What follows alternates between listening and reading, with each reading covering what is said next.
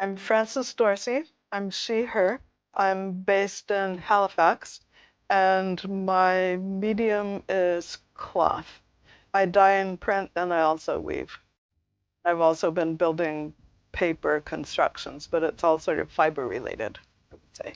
I built a number of seed forms, three-dimensional seed forms, and they have LEDs in them, so they light or flash or change color with the rhythm of the human body, so that because I was thinking about seeds as living organisms, and we imagine that they're just little pieces of grit, but actually, some seeds are 1,000 years old and they still germinate. So what are they? They're not alive, they're not dead.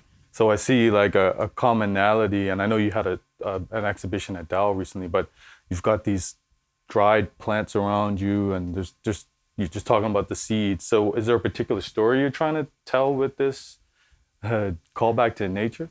Over the years, I've been more and more interested in, what's under the soil, what's on the soil, what's growing on the soil, the complexity of plant life as compared to human life. It's much more diverse. As I came to see plants as my friends and colleagues and equals, I just became more and more interested in, what they were and how they look and how they feel and how they interact with gravity and wind and so forth. So how would you say living in Nova Scotia has impacted your art?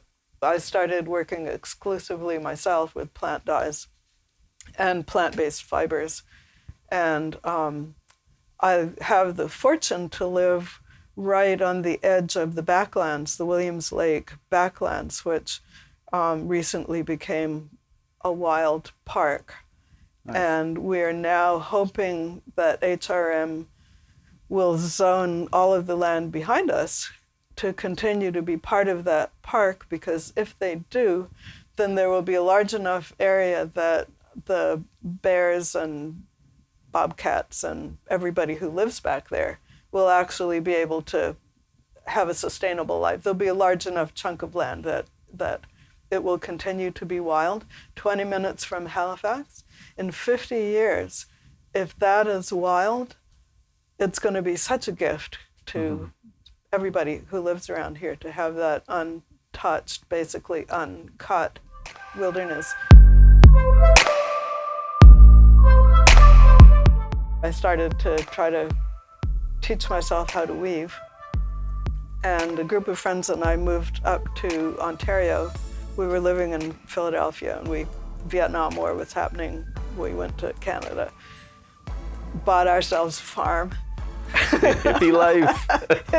Yeah, but they were Tyler graduates, and I'd gone to the University of Pennsylvania, so I was sort of more, the academic type. But I really liked cloth, so I started trying to figure out how do you actually make this and color this. Eventually went to OCAD, OCA as it was then, and learned properly how to weave, and came to understand that maybe there was some kind of path for myself. So since you've retired from teaching, you've been able to devote a lot more time to your creative process. Is there a particular place you see yourself going in 5 years with your work?